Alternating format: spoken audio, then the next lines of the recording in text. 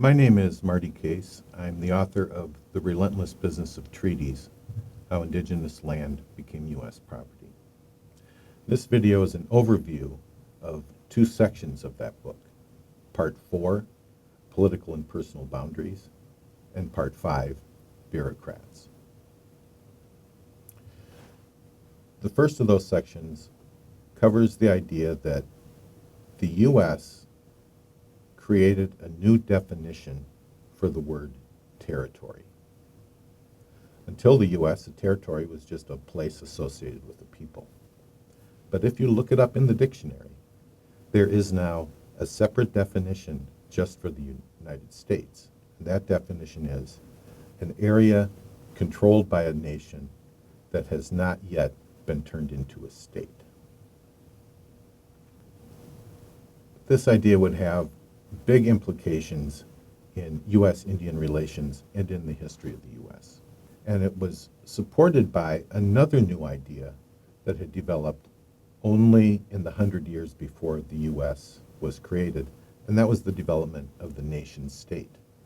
There was a time when nation, root word nativity, meant a people who were born in a community and to some extent the land in which that community was born.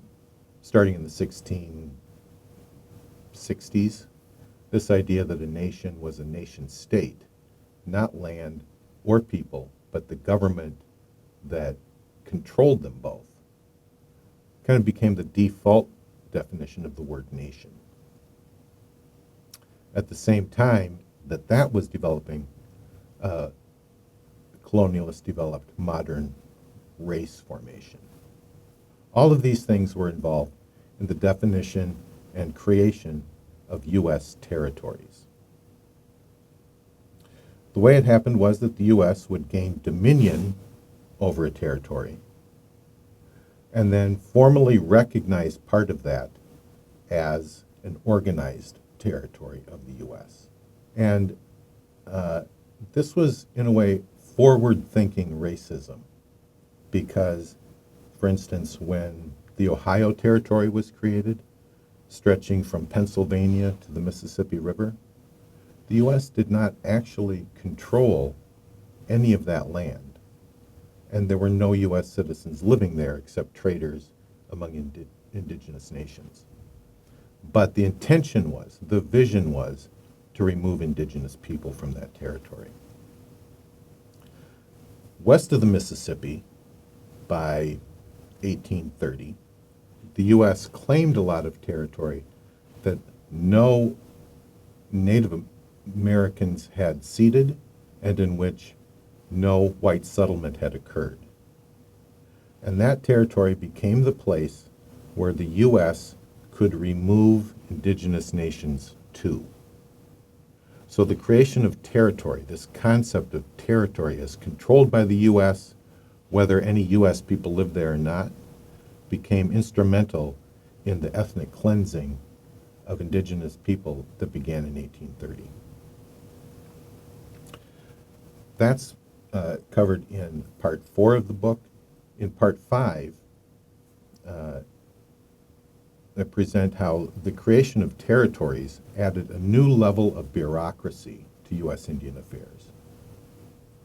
There were basically three sources of political power in U.S. Indian affairs.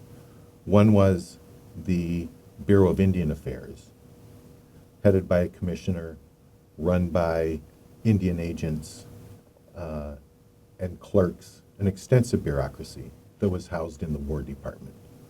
And people could become famous and rich working in the Bureau of Indian Affairs.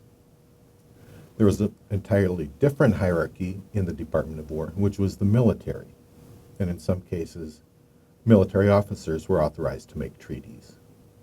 And military officers rose to fame in their conflicts with indigenous nations. And then finally, territories were led by governors who were superintendents of Indian affairs and had their own militia, their armed forces that often rivaled the interests of the U.S. military. all of these bureaucracies were avenues to personal advancement. And so the bureaucracies, in their wild swings in policy and their competing interests, in large part created the politics of the United States. In 1848, for instance, Territorial Governor Lewis Cass ran against General Zachary Taylor for the U.S. presidency. As a result, U.S. policy became a result of this boundary making. On the one hand, territorial boundaries. On the other, a cultural boundary in which white was considered racially superior to any other racial identity.